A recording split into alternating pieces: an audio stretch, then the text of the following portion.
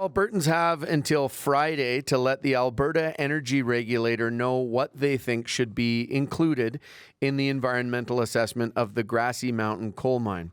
Now, that's the open pit metallurgical coal mine being proposed in the Crowsnest Pass. This is a crucial step in the regulatory review of the project for the developer, Northback, and it comes at a time when there are efforts underway for a referendum question on banning coal mining in the Eastern Slopes. Over the years, we've heard from proponents and detractors of the project. Today, we'll hear from the mining company itself. Mike Young is the CEO of Northback, the Canadian subsidiary of the Australian parent company Hancock Prospecting. Brass tacks off the top, what kinds of things is the regulator asking the public to comment on regarding this proposed project? So the company has submitted what we call terms of reference to the regulator, and the best way to think about it is the terms of reference is effectively a table of contents for an environmental impact assessment. So that's the technical way of thinking about it. The best thing, the public can have a look at it. It outlines what we think we need to look at in an environmental assessment, but it gives the public an opportunity to say to the regulator, look, I think they need to think about this, and I'm worried about this animal, and have they thought about this? So it's an interesting process because having worked in Australia for 35 years, and I have to tell you listeners, I actually grew up in Canada and then moved to Australia, so I've got a strange accent. Sure. But we don't have a process like this in Australia. It's the process here, the regulatory process here is the most robust I've ever seen. So this is the first chance the public have to affect the outcome, and then there'll be several other chances down the line as we go. Okay. So, the project or one like it was rejected in 2021. What has changed since then in terms of the nature of the project?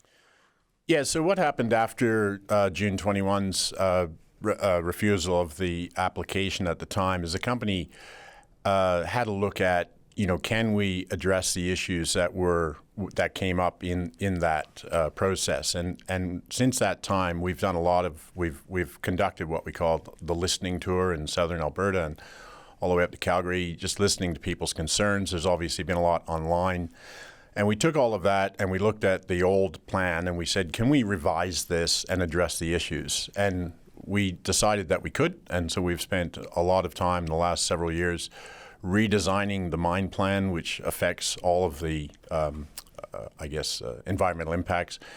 And that's the new revised plan that we'll take to the regulator. What would you say are the headline changes? So one of the biggest changes is the footprint's been reduced by about 40%. That's pretty significant. You reduce the footprint, you reduce the overall impact. But importantly, we will be mining. You think about the deposit as running north-south. It's long. Runs north-south. It's pretty narrow east-west. We'll be mining it sequentially from south to north. And what that allows us to do is we're able to dump the mine waste rock into the pits that have already been mined. So as we mine, we do this thing called progressive reclamation. And that's quite different from the old application. So we don't have a lot of waste outside the mine footprint this time. So you're actually literally filling the mine back in. And then as you go, you can start to reclaim that land while you're still mining further north. And that has a huge benefit in that we don't have this environmental liability at the end of the mine life. We're almost finished the reclamation, but it ends up with a much better economic and environmental outcome. We've received a ton of emails since we told people that you'd be on the show, raising concerns that I'm sure you hear around impact on drinking water, agriculture downstream, the potential for contamination with selenium. What is the plan to address that in your process? Sure. So I'll just back up a bit and try not to be too geeky. But the issue around selenium is a trace element that all humans need. It's essential to human life. It helps us with our protection against disease and things like that, like many other minerals. So it's an essential mineral. And like other minerals, if it's in higher concentrations, it can have adverse effects. Toxic effects. So selenium occurs naturally in rock, particularly in the Rocky Mountains, where the coal deposits are. And the Rockies are exposed to air, as we can see them poking up into the atmosphere. And that generates selenium that can get into the groundwater. Mining accelerates that process, which we're very aware of. And so what we need to do is we need to look at what we call a multiple lines of defense strategy, where you want to avoid creating that soluble selenium in the first place.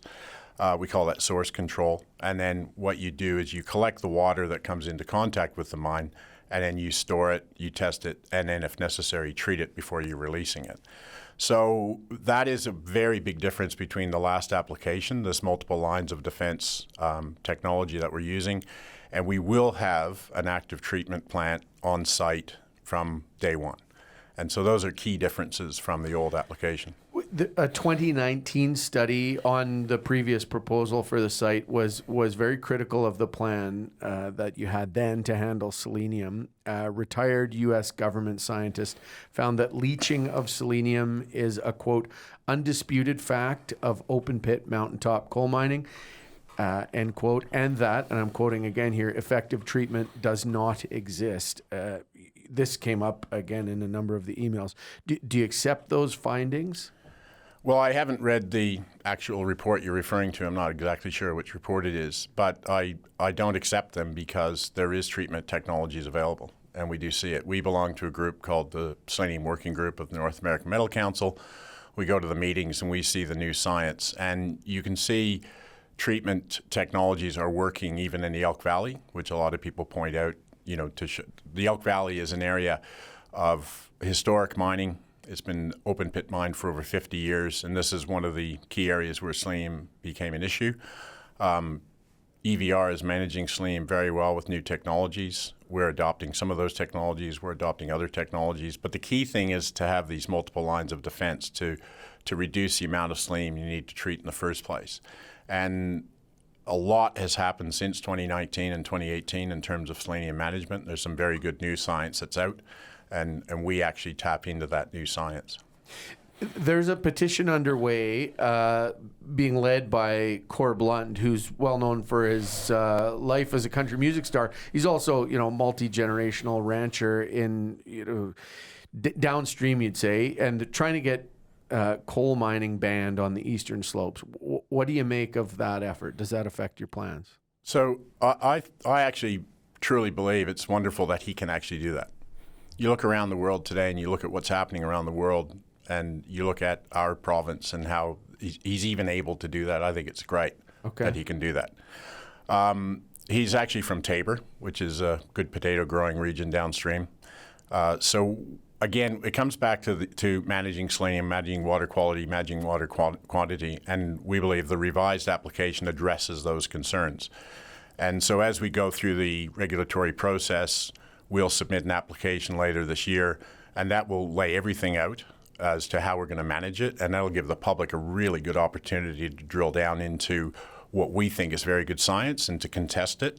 And then the regulator's job is to assess our science, the science of people who may have concerns, and then to adjudicate on whether we move forward with the project.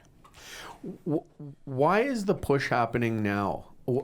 As well as reviewing the scope of what you're proposing and all of that, given what you learned from the rejection or the refusal on the application in 21, like what do you look at in the landscape, political otherwise, now that says, okay, let's go for it? Well, as I said, we actually spent a lot of time assessing the JRP decision and what we could do to do a better revised application. So we haven't been sitting still. It's not like we just decided, okay, let's go now. But when you look forward into, and remember our parent company, it's a company that has many different businesses, including, by the way, cattle farming. They own 350,000 cattle on 24 cattle stations. I think they're the biggest landowner in Australia. But they are an iron ore miner. So they've been in the steel industry for well over 30 years, and they understand the demands and drivers. And it's worth noting that 70% of the world's steel is made using metallurgical coal. I talk to people a lot, and they're always surprised by that number. And so the demand for metallurgical coal is there. It's very robust. And as you can imagine around the world, particularly in countries like Canada and Australia and other Western countries, coal mines aren't being permitted as easily as they used to be. So when you get into the 2030s, you start seeing a shortage in metallurgical coal. And we've actually had a lot of steel makers out of Asia coming to see us and ask us when we're going to get into production. There's a lot of demand for our product, our specific product, coming out of Asia. But because our company has such deep insight into the market, this is one of the reasons we've gone ahead again. This January 16th deadline for public input, like, then what? I mean, partially it's practical steps, but also, if if the circumstances and your decision making says we're going to go, how fast can this become operational? That's a good question. I mean, that comes down to the regulatory process, and as you would well know, that's how long is a piece of string kind of question. We would hope to be operational by about 2030. So we would be looking at the terms of reference coming back to us and then submitting an application later in the year, and then that would then go through the regulatory process. It's still years away, and we'd be looking at probably 2030 moving dirt. I'm going to give you an impossible question and a tight timeline. You get 30 seconds or so, but how do you reconcile the sort of support you have from communities where there'd be some job generation versus the real formidable and organized resistance you have from people who are living and ranching and working downstream? Great question, isn't it? Because it seems that the people who live and breathe the Crowsnest Pass are the ones who are supportive. They're the ones that we obviously talk to a lot.